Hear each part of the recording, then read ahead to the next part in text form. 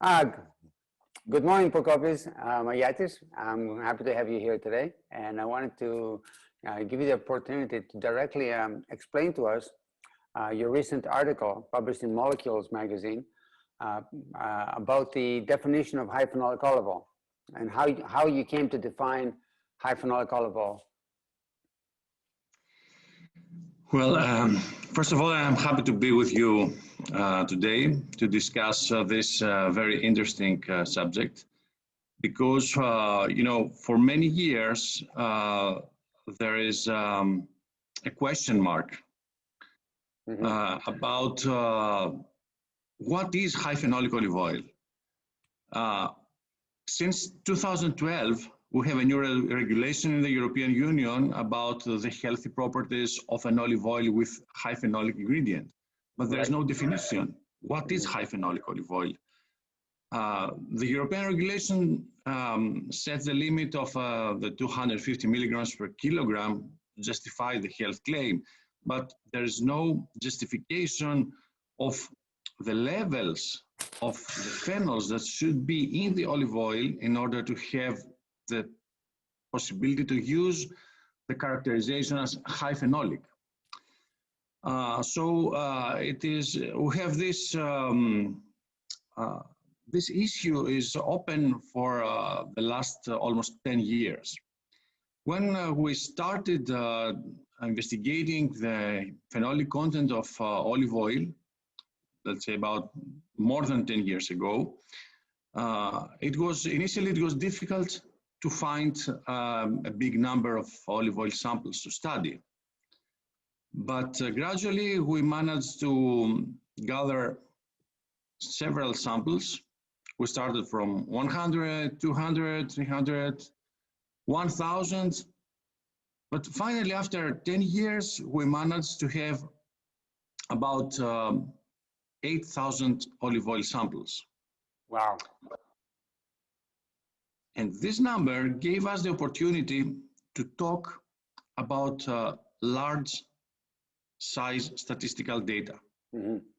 Because it's very different when you talk with 100 samples, you have a very narrow view of the subject. When you have 1,000 samples, okay, you can talk a little bit more, but when you have almost 10,000 samples, then you have a very good view of the subject. And this was the main factor that helped us to make this publication. One thing, Prokopios, may I interrupt? Yes. From how many countries did these samples originate, these almost 10,000 samples? We have samples from 15 countries. Okay. But the majority of them comes from Greece. And the specific publication that we're talking today is only about the Greek olive oil samples. Okay. So we are basing the definition of the high phenolic olive oil on the situation that we have in Greece. Yes, I read the publication. It states it's 5,500 samples from Greece alone. Yes, and this is mainly due to the Aristotle project. Because the Aristotle project, they ran since between 2016 and 2020, gave us the opportunity to have many thousand samples from Greece, but also several thousand samples from Italy, from Croatia, from Cyprus, and also from Spain. But the main country of the study was Greece. So based on this pool of samples, we were able to give a better, to give for the first time the definition of what we can call high phenolic. Right. And Greece is the third biggest producer country of olive oil in the world. So it is very important to talk about the Greek olive oil. By comparing with the other countries, we were able to see big similarities, but also big differences. But we can talk about that later. First of all, I would like to say what are the main outcomes from the study that we performed. Using the thousands of samples from Greece, we were able to see that the average phenolic content was almost 500 milligram per kilogram, which is almost double the value that is the 250 milligram per kilogram for the European health claim. Now, one thing I must say, because my understanding is it's not 500 was the average of all the olive oils being produced. It's 500 was the average of the producers that are interested in producing high phenolic olive oil, therefore had their olive oil analyzed.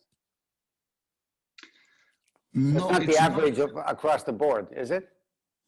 Yeah, we have to explain that because we have not performed a random sampling. All the samples were offered to the study by the producers. Right. But the producers, especially those participated in the Aristotle project, the first 2 years they were not educated how to make a high phenolic olive oil. They just offered their olive oil as they were producing that. Right. They were curious. They were curious to find out. Exactly. And it was for free. Just from curiosity. Yes. So almost half of the samples are produced like that. Right. Okay. Of course, we have to say that if we make a random sampling, the value will not be like that. But definitely, the value can become like that. Right. Meaning that if the people are interested just to keep some basic rules for the production of olive oil, they can very easily achieve this average value. Right. And this value is very important because as we have observed from stability studies, if an olive oil has more than 500 milligram per kilogram of phenolic content, then the phenolic content will remain higher than 250 for almost 1.5 years, which is very important for the producers that are interested to bottle their olive oil and put the health claim on the package. That's very valuable. Yes. So with this value, the 500 milligram per kilogram, we combine 2 factors. The average value of the good quality olive oil produced in Greece and the ability to retain the health claim for almost the whole shelf life of the product. Right. So based on these 2 observations, we propose to the international scientific literature that the high phenolic olive oil limit should be the 500 milligram per kilogram. Makes sense. Yeah. And there is also another very interesting point. What is the maximum level that the phenolic content can reach? Not only the average. The minimum, of course, is 0. Okay, an olive oil that is produced under very bad conditions will have 0 phenolic content. But what is the maximum? What we found in Greece, and I'm talking only about Greek samples now produced in Greece, the highest value that we have recorded is the 4,000 milligram per kilogram. Wow. Which is produced from the Kalamata variety in Laconia, near Sparta. Another also very interesting point is what percentage of olive oils can reach very high values, because it's meaningless if we have only 1 or 2 samples going higher than a specific value. So we made all the statistical evaluation and we found that the top 5% of the samples had a value of phenolic content higher than 1,200 milligrams per kilogram. Mm. Wow. So we propose that the olive oils that have this value and higher can be considered as exceptionally high phenolic olive oils. Right. So we have two discriminations: the exceptionally high phenolic and the high phenolic. Mm. With two limits, 500 and 1,200 milligrams per kilogram. Right. And this differentiation, I repeat again, that is based on the analysis of 7,800 samples analyzed during the last 10 years. Mm-hmm. So we have a repeatability from year to year, and from a geographic point of view, we have participations from all around the country. Right. We have also specific statistical data for different regions of Greece, for different years, and for different harvest periods. But okay, this is very complicated. Everybody who is interested can read the paper and take all the information. But one very interesting point is that based on this statistical evaluation, we were able to confirm the drop of phenolic content during the maturation of the olive fruit. Right. You know, when we first talked about the high phenolic content of the unripe olives, there was a dispute between scientists if indeed the early harvest leads to higher phenolic content. Mm-hmm. But based on this statistical evaluation, we were able to confirm this initial observation that the maximum values are observed in September and October, and then we have a gradual drop from November to December, and the lowest values are observed in January and February. Right. So it's a very clean. Now I have a question, Prokopios. In relation to the, defining high phenolic olive oil as 500, exceptionally high phenolic at 1,200. Now, what is the average amount of concentration of polyphenols in the olive oil that you have used in your clinical trials that have shown such very positive results on various conditions? Well, it's not a very easy question because we're not using as criterion the total phenolic content, but mainly the sum of the oleocanthal and oleacin content. Ah, okay. And this is also something very interesting because in each clinical trial, we have observed different effects. And the target is different, of course, and the dosing is different, but I would say that the best results are obtained when we have an oleocanthal and oleacin sum ranging between 500 and 700 milligrams per kilogram. Right. Okay. Which is usually observed in olive oils which have a little bit more than 1,000 milligrams per kilogram of total phenolic content. Okay. But again, I repeat, we're not using the total phenolic content, but mainly the oleocanthal and oleacin content for selection for the clinical trials. Mm-hmm. That's very important for people to know, what is the amount that they may be able to see some kind of effect as well in their home, because we do the clinical trials, but somebody may have the same condition, like chronic lymphocytic leukemia, for example, may want to try it in their home. They want to know which type of olive oil they should get to see if they get the same results, just to try it. Yeah, but I repeat, it depends also on the type of trial. For example, when in the first trial that we did about the platelet aggregation, the inhibition of the platelet aggregation, which offers protection against stroke and heart attack, we were able to observe an effect when we had an oleocanthal content at 300 milligram per kilogram. And oleasin content about 100. So the sum was lower than 500, and we were able to observe an effect. Wow, right. But an effect, a very strong effect. So if we're going to higher concentrations, does not necessarily mean that we will get better results, but probably it means that it's necessary to consume smaller amounts of olive oil. Right. So the olive oil is, I would say, it's a carrier of the active ingredients.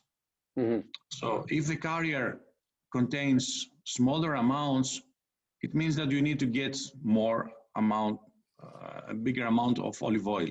Right. So the dosing should be, I'm talking now as a pharmacist. No, the dosing should be based on the concentration of the specific compounds in the carrier, which is olive oil. Right.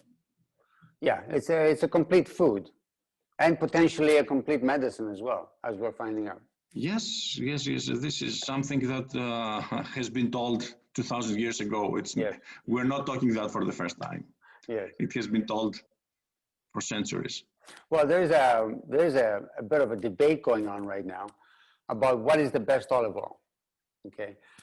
To me, since being involved in this journey together since 2012, it was obvious to me right from the beginning that if you have an olive oil and it passes the organoleptic test, that it is an extra virgin olive oil, there's no defects, and then you judge it by what the phenolic content of the olive oil is to find the top olive oil, like the super high phenolic olive oil. And then you have all the gradations, like you said, the 500, the 1200, maybe there's something in the middle, 800, and then above that, exceptional over 2000 or 4000, whatever. Then you get into a stratosphere of olive oils that now are selling as high as 166 euros for 250 mil. So there's a lot of value in the olive oil that contains these phenol compounds. So, but the organoleptic competitions say no, it can't be. It has to have a rounded taste. It has to be small, fruity flavors, and all these other attributes, harmony, and other attributes of taste, in order to determine which is the real best olive oil. So this is, I think, it's two different categories of olive oil, so you can't really compare, right? I totally agree. The taste competitions are interested for olive oil as a food that offers some pleasure when we consume it. Right. So it's necessary to have the best possible taste and flavor and harmony and all those characteristics that the panelists are looking for when an olive oil participates in a competition. Right. But it is for pleasure. Right. In our mind, in our eyes, olive oil is not only a food for pleasure. It's also a product that is very important for our health.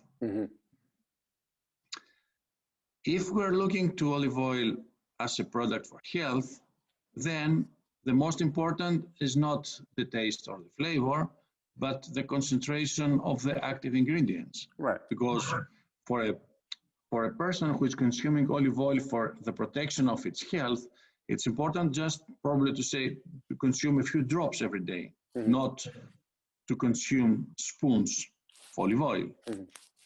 So the same amount of active ingredients can be obtained in a few drops if the concentration is very high. Right.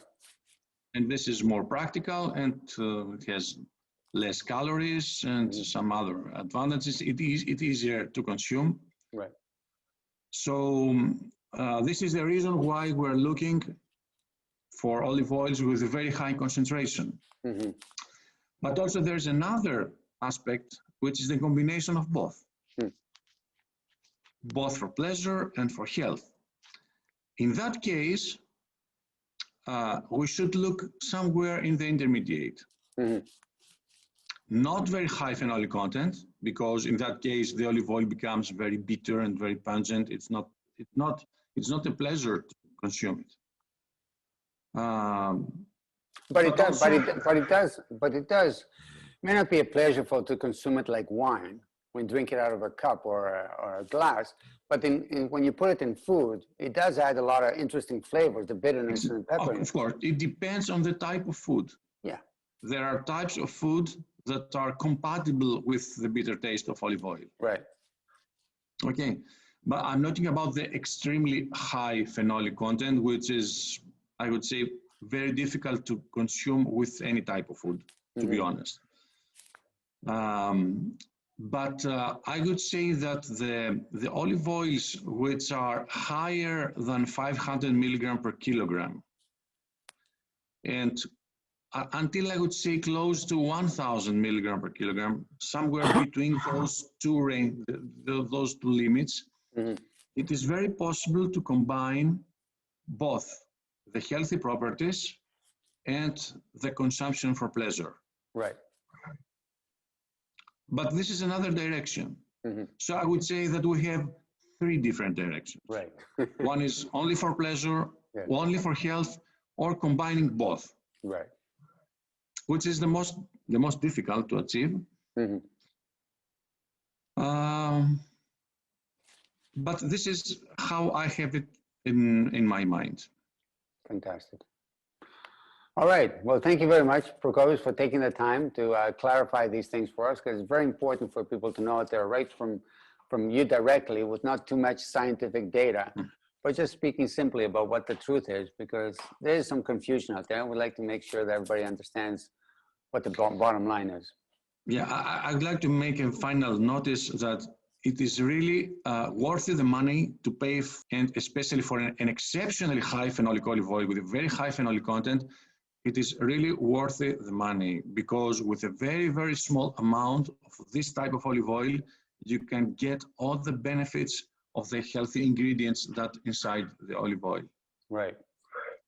And we will be, and soon we will be announcing something very special, which is the how to display the olive oils as well, that they need to have it temperature controlled.